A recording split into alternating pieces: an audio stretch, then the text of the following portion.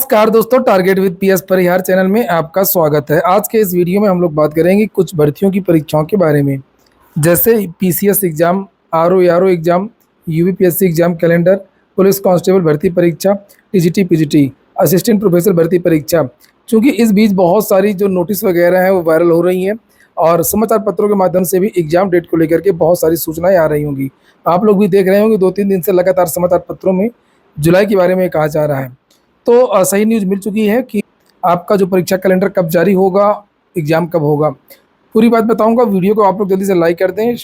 जो नए छात्र हों इस चैनल पर तो चैनल को सब्सक्राइब भी कर लें, ताकि आप लोगों को इसी प्रकार की ऑथेंटिक अपडेट सबसे पहले मिलती रहें। चलिए शुरू करते हैं, बात कर लेते हैं यूपीपीएससी एग्जाम कैलेंडर को लेकर के। यूपीपीएससी एग्जाम कैलेंडर अगर सब कुछ ठीक ठाक रहा तो आप लोगों को अगले सप्ताह देखने को मिल जाएगा। सप्ताह की शुरुआत में ही एग्जाम कैलेंडर जारी किया जा सकता है, इसकी संभावना है मंगलवार या बुधवार या सोमवार।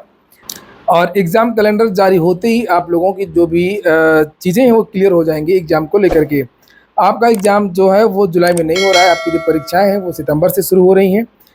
पीसीएस की एग्ज़ाम की हम लोग बात करें तो सितंबर लास्ट या अक्टूबर के महीने में हो सकता है। 6 अक्टूबर, 13 अक्टूबर, कोई भी डेट हो सकती है, मैं डेट तो नहीं बताऊँगा। और थोड़ा-सा आप लोग और इंतज़ार कर लीजिए 4-5 दिन का। 4-5 दिन के अंदर आप लोगों को जो एग्ज़ाम कैलेंडर है वो देखने को मिल सकता है। और पहले पीसीएस का एग्ज़ाम हो रहा है, उसके बाद में फिर आपका आरओ, एआरओ और जो अन्य परीक्षाएँ हैं वो आपकी होंगी। केवल 2-3 परीक्षाएँ ही नहीं होंगी, जितनी भी परीक्षाएँ स्थगित होंगी उन सभी परीक्षाओं के बारे में जानकारी दी जाएगी।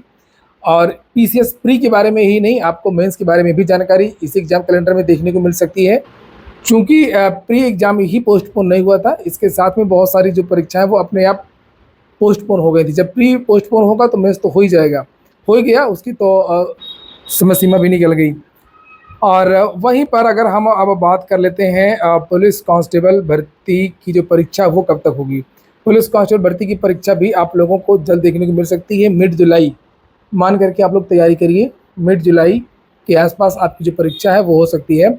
जुलाई के तीसरे सप्ताह में जो संभावनाएँ हैं परीक्षा की बन रही हैं। पुलिस भर्ती एवं प्रोन्नत बोर्ड जोरों से तैयारी कर रहा परीक्षा को लेकर के। परीक्षा आप लोगों की उसी तरीके से होगी जिस तरीके से पिछली बार हुई थी, यानी कि ऑफलाइन परीक्षा होगी। परीक्षा 2 दिन चलेगी और परीक्षा की प्रक्रिया में कोई भी बदलाव नहीं होने जा रहा है।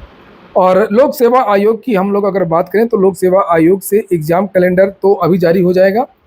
चुनाव के बाद में आप लोगों को कुछ नई भर्तियों के विज्ञापन भी देखने को मिलेंगे। हम बात कर लेते हैं टीजीटी पीजीटी एग्जाम को लेकर के। टीजीटी पीजीटी का एग्जाम कब तक होगा और असिस्टेंट प्रोफेसर भर्ती की परीक्षा कब तक होगी। तो ये संभावना है अभी तो, चूँकि अब आयोग में तो काम चल रहा है, धीरे धीरे काम चल रहा है। अभी निश्चित से कोई शेड्यूल बना नहीं है, कोई इस तरीके का है नहीं है। लेकिन जिस हिसाब से काम चल रहा है, जैसे आप लोग अक्सर मुझसे मिलते हैं प्रयागराज में, जगह जगह पर लाइब्रेरी में, पार्क में या लॉज में, आप लोग मुझसे सबसे ज़्यादा जो पूछते हैं वो टीजीटी पीजीटी एग्जाम को लेकर के। क्या सर वो जुलाई में परीक्षा होगी? पेपर में पता नहीं कैसे आ जाता है कि जुलाई में परीक्षाएं होंगी। टीजीटी के बारे में कभी पीसीएस के बारे में आने लगता है, कभी कुछ आने लगता है। तो आप लोगों की जो परीक्षा है वो टीजीटी पीजीटी की, इसको आप नवंबर मान लीजिए। नवंबर के महीने में आपकी टीजीटी पीजीटी की परीक्षा हो सकती है, नवंबर के बाद। और अक्टूबर के महीने में या अक्टूबर के बाद असिस्टेंट प्रोफेसर भर्ती की परीक्षा हो सकती है। तो इन विद्यार्थियों के लिए अभी कम से कम 3-4 महीने का समय है और ऐसे कम से कम 2-3 महीने का समय असिस्टेंट प्रोफेसर भर्ती के विद्यार्थियों के लिए भी है। हालांकि चुनाव के बाद में शिक्षा सेवा चयन आयोग की कार्यप्रणाली में तेज़ी आपको देखने को मिलेगी, बड़ी तेज़ी से काम होगा। लेकिन तेज़ी से काम होने का मतलब ये नहीं है कि आपकी जो परीक्षाएँ हैं वो बहुत जल्द हो जाएंगी। परीक्षाओं की एक नियमित प्रक्रिया होती है, उस प्रक्रिया में इतना समय लगता ही लगता है, चूँकि नया आयोग है। कुछ सदस्यों की भी अभी माफ़ कीजिएगा, जो कुछ कर्मचारी हैं उनकी भी अभी नियुक्तियाँ होनी हैं। वो नियुक्तियाँ तो आपकी जून के महीने में ही हो जाएंगी।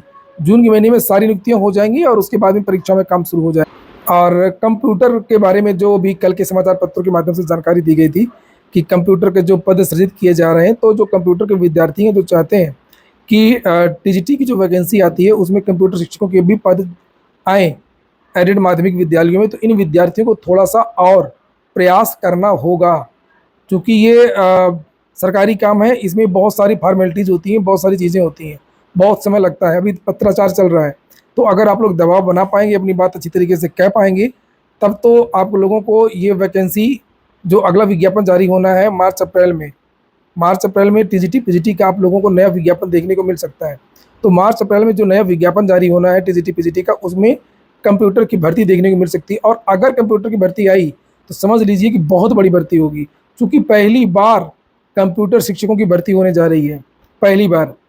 और आप लोगों ने देखा था जब एलटी ग्रेड की भर्ती आई थी, उसमें भी 1600 के आसपास पद थे, काफ़ी ज़्यादा पद थे, विद्यार्थी नहीं मिल पाए थे, सारे के सारे जो पद हैं वो रिक्त रह गए थे, अग्रनीत कर दिया गया था। हालांकि उसमें मिनिमम कट ऑफ का मामला होता है लोक सेवा आयोग में, लेकिन माध्यमिक शिक्षा सेवा चयन बोर्ड या शिक्षा सेवा चयन आयोग में ऐसा कोई क्राइटेरिया नहीं है कि आपको मिनिमम 40% या इस तरीके का कुछ लाना है। फिलहाल अभी तक तो नहीं है, अगली वैकेंसी में क्या होता है वो एक अलग बात है, और ना ऐसी संभावना है।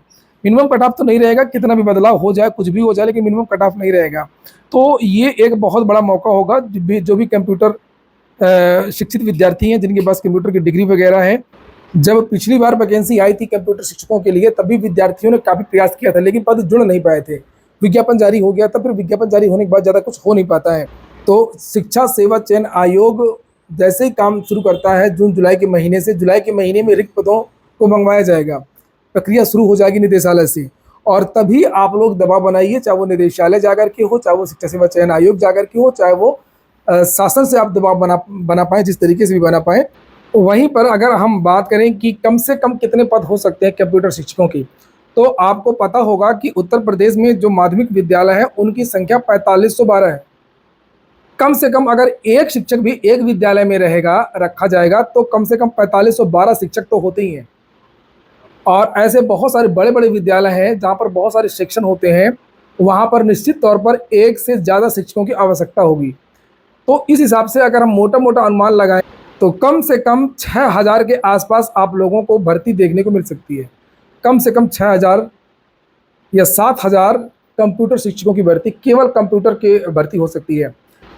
एलटी ग्रेड शिक्षक भर्ती जब आई थी तो उसमें 1676 पद थे, और जो एलटी ग्रेड शिक्षक होते हैं वो राजकीय विद्यालय में होते हैं, जो जीआईसी विद्यालय होते हैं।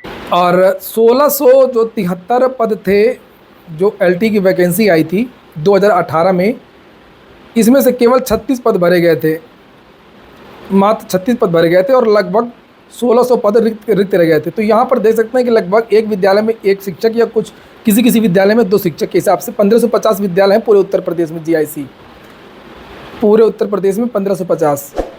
और इसी तरीके से अशासकीय जो सहायता प्राप्त विद्यालय हैं जिनकी संख्या 4500 के आसपास है। तो यहाँ से आप समझ सकते हैं कि कितने पदों पर भर्ती होगी। तो आप लोग थोड़ा सा लग जाइए, इसके लिए प्रयास कर लीजिए, बहुत बड़ा मौका है, बहुत अच्छा पद है। पिछली बार तो आप लोग चूक गए थे, और इस बार जो है चूँकि सरकार खुद प्रयास कर रही है, इसके लिए खुद प्रक्रिया चल रही है, तो थोड़ा सा आप लोग कोशिश कर लीजिए।